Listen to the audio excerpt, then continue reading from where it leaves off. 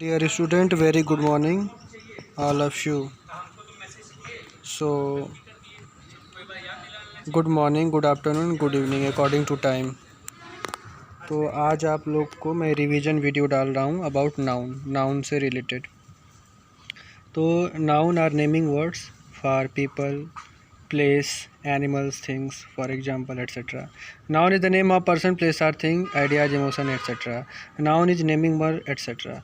तो ये सब आपके बहुत सारे डेफिनेशन हैं अलग अलग नाउन के।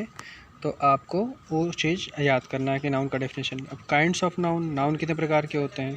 तो प्रॉपर है, कॉमन है, मटेरियल है, कलेक्टिव और एब्स्ट्रैक्ट है। प्रॉपर नाउन क्या होता है? Proper noun is the name of particular person, place or thing. किसी पर्टिकुलर पर्सन और प्लेस और थिंग के नाम को ही नाउन कहते हैं। जैसे विशाल है, धीरज है, और दिल्ली है, मुंबई है, ये सब प्रॉपर नाउन है।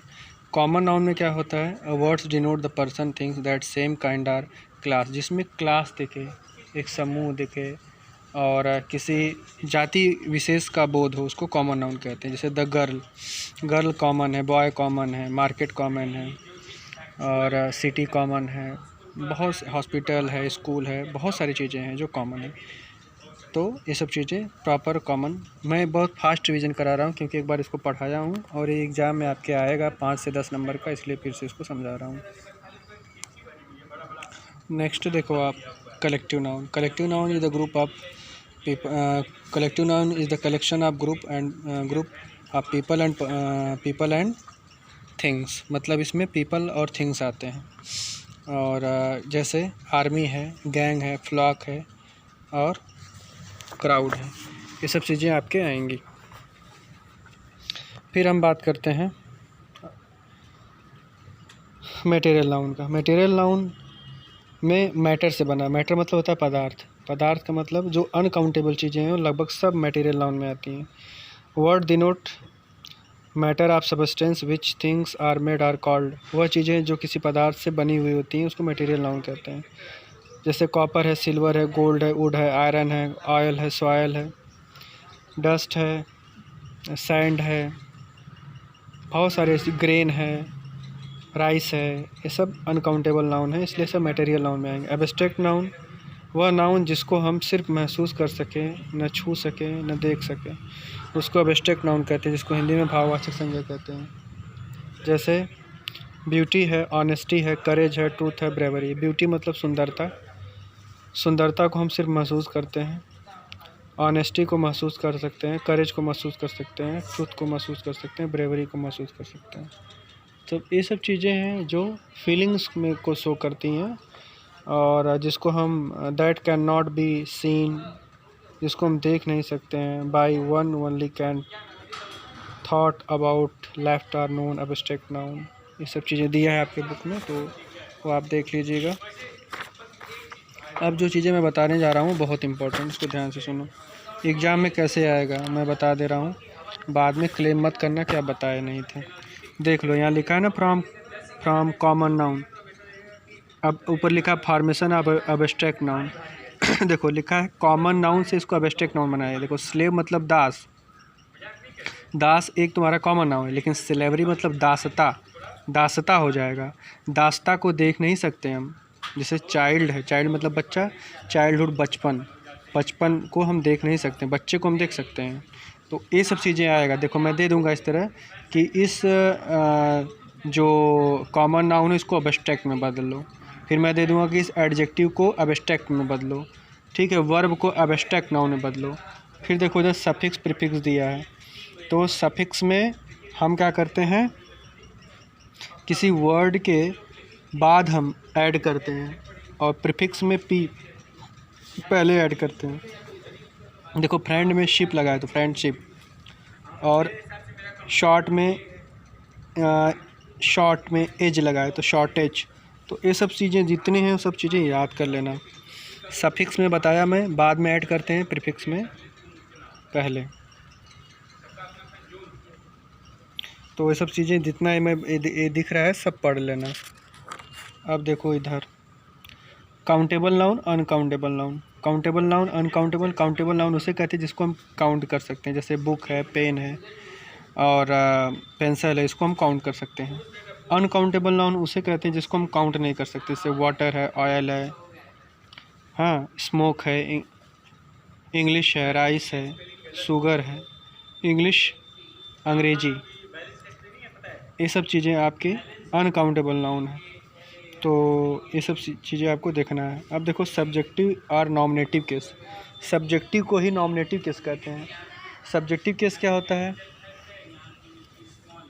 इसमें कुछ चीज़ें दिया है, देखो लिखा है, फिर से एक बार देख लो काउंटेबल में। अब इतना डिटेल पढ़ाने का टाइम नहीं, फिर भी बता दे रहा हूँ। Point to remember about the countable noun. Countable noun में क्या क्या याद रखना है। To can be quantified by a number. Countable noun में एक संख्या होता है, उसको क्वान्टिफाइड किया जा सकता है। They have singular and plural. ये सिंगुलर भी होते हैं और प्लूरल भी होते हैं। We can use a an one or many before them. हमें इनके आगे ए और एन का प्रयोग कर सकते हैं अगर एक है तो, अगर बिफोर हैं और मेनी है तो इनके आगे नहीं करेंगे हम, ध्यान देना इस चीज़ को। अनकाउंटेबल नाउन जिसको हम काउंट नहीं कर सकते, इसमें क्या क्या मेन चीज़ें दिया है। They are quantified by an amount rather than a number. इसमें अमाउंट, रादर मतलब होता है, या रैदर भी बोलते हैं, बजाय, मतलब इसमें हम क्वांटिटी को दिखाते हैं, मात्रा को, संख्या नहीं दिखाते हैं। संख्या और मात्रा में अंतर होता है। जैसे मान लो हम कह दिए मेरे पास 2 पेन है, तो ये संख्या हो गया। मैं कह दिया मेरे पास 2 लीटर दूध है, तो ये संख्या नहीं, एक क्वांटिटी है। तो ध्यान देना है, जो अनकाउंटेबल नाउन होता है वो क्वांटिटी को शो करता है, संख्या को नहीं। They have only one form. इनका सिर्फ एक ही फॉर्म होता है। We can not use a an or one before. इसके आगे हम कोई भी आर्टिकल का प्रयोग नहीं करेंगे। We can use much. इसके आगे हम मच लगाते हैं, मेनी नहीं लगाते हैं। जैसे आई हैव मेनी पेन, ये सही है, लेकिन आई हैव मेनी मिल्क गलत है, आई हैव मेनी वाटर गलत है। तो ये ध्यान देना है कि अनकाउंटेबल नाउन के आगे मच का प्रयोग होता है, मेनी का नहीं। Any or some before them. कहीं कहीं एनी और सम का भी प्रयोग करते हैं अनकाउंटेबल नाउन में। All abstract and material noun are uncountable noun. Noun में जितने भी आपके एब्स्ट्रैक्ट नाउन हैं, चाहे मटेरियल नाउन है, ये सब आपके अनकाउंटेबल नाउन है, क्योंकि इसको हम काउंट नहीं कर सकते हैं। अब हम बात करते हैं सब्जेक्टिव और नॉमिनेटिव केस का। सब्जेक्टिव केस को ही नॉमिनेटिव केस कहते हैं। सब्जेक्टिव केस क्या होता है, जब आपका जो प्रोनाउन हम पढ़ाए तो उसमें देखना है कि जब आपके पर्सन 3 प्रकार के होते हैं, first person, second person, third person. तो जितने आपके पर्सनल प्रोनाउन हैं वो आपके नॉमिनेटिव केस में आएंगे।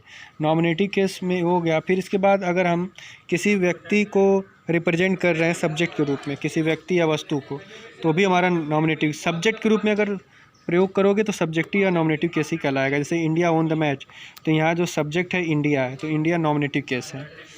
तो अब देखो all the girls brought books, इसमें देखो ऑल द गर्ल्स सब्जेक्ट है, बाकी इधर वर्ब है। फिर आप देखो ऑब्जेक्टिव केस। ऑब्जेक्टिव केस मतलब जो ऑब्जेक्ट के रूप में आता है। इंडिया ओन द मैच, तो इंडिया सब्जेक्ट है, ओन मेन वर्ब है, और यहाँ पर मैच ऑब्जेक्ट है। तो ये सब चीज़ें सब तुम लोग जानते होगे। डेटिव केस देखो, डेटिव केस तुम लोगों को नया लग रहा होगा। When a noun or pronoun play the role of the direct object या इनडायरेक्ट। अब देख लो डायरेक्ट ऑब्जेक्ट, इनडायरेक्ट ऑब्जेक्ट 2 आ गया। डायरेक्ट ऑब्जेक्ट क्या होता है, देखो जितने भी मोस्टली इनडायरेक्ट ऑब्जेक्ट होते हैं वो लिविंग में आते हैं, लिविंग में, और डायरेक्ट आपके नॉन लिविंग में आएंगे। ध्यान देना, मोस्टली इनडायरेक्ट ऑब्जेक्ट आपके लिविंग में आते हैं, मोस्टली, पूरा मैं नहीं कर रहा हूँ, मोस्टली, अधिकांश, और डायरेक्ट ऑब्जेक्ट आपके लिविंग में आते हैं। तो अब देखो लिखा India own the match against Australia. अब देखो इंडिया मैच जीतता है, तो क्या जीतता है, मैच। किसे जीतता है, ऑस्ट्रेलिया। तो एक आपका डायरेक्ट ऑब्जेक्ट हो गया, एक इनडायरेक्ट ऑब्जेक्ट हो गया। He gave me a book.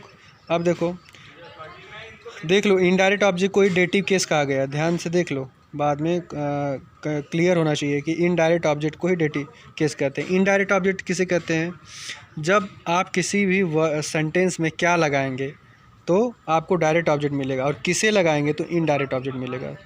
यही तरीका है पहचानने का, ध्यान से सुन लो। क्या लगाओगे तो डायरेक्ट ऑब्जेक्ट, और किसे लगाओगे तो इनडायरेक्ट ऑब्जेक्ट। जैसे he gave me a book, तो मुझे क्या देता है, अब देखो क्या देता है, बुक देता है, तो डायरेक्ट ऑब्जेक्ट, और किसे देता है, मुझे देता है, तो देखो इनडायरेक्ट ऑब्जेक्ट। समझ में आ गया। और इसी इनडायरेक्ट ऑब्जेक्ट को डेटिव केस कहते हैं। तो ये सब चीज़ें बहुत इंपॉर्टेंट हैं। पजेस मतलब होता है अधिकार दिखाना। जब किसी चीज़ पे हम अपना अधिकार दिखाते हैं तो उसको पजेस बोलते हैं। जैसे मैं कह दिया मेरीज ड्रेस, तो इस ड्रेस पे मेरी का अधिकार है, इसलिए पजेसिव प्रोनाउन कहलाया गया। पजेसिव केस भी कहते हैं इसको। जैसे द गर्ल्स बुक, तो इसको पजेसिव केस कहेंगे। तो ये सब चीज़ें आपके बहुत इंपॉर्टेंट हैं जो आपके एग्ज़ाम में आएंगे। एक बार मैं रिवीजन के लिए इसको बोल दूंगा कि आप रिवीजन कर लीजिएगा, फिर आप देख लो। इसका आप स्क्रीनशॉट ले सकते हो। अभी जो वीडियो मैं आपको दिखा रहा हूँ इसका आप स्क्रीनशॉट ले सकते हो क्योंकि इसमें सब फील है, तो आप इसको कर लीजिएगा। अब आपका ए नाउन कंप्लीट हो गया। इसको आप अच्छे से पढ़ लोगे तो इसमें आपका कम से कम 5 से 10 नंबर का एग्ज़ाम में आने वाला है। तो it is very important for you all. Okay, if you have any problem in English, then you can call me or message me. Thank you.